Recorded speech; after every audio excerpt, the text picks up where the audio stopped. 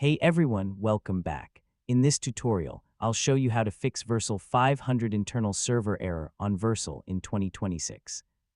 So if your website is crashing, showing server errors, or not loading at all, this guide will help you fix it step by step. First, open your Vercel dashboard and go to the failed deployment.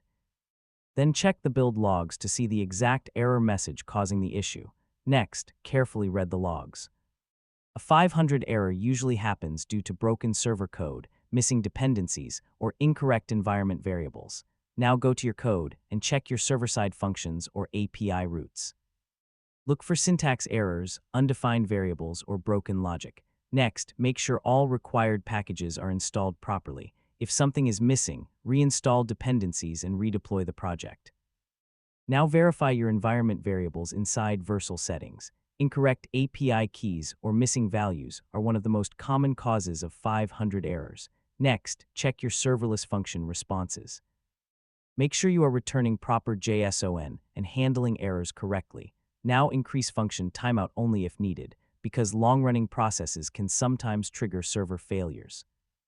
Next, clear your build cache and redeploy your project to ensure a clean build without old errors. Also test your API endpoints separately using browser or API testing tools to isolate the issue. Finally, open your live website again and confirm everything is working without server errors. And that's it. You've successfully fixed Vercel 500 internal server error. Now your project should run smoothly without crashing.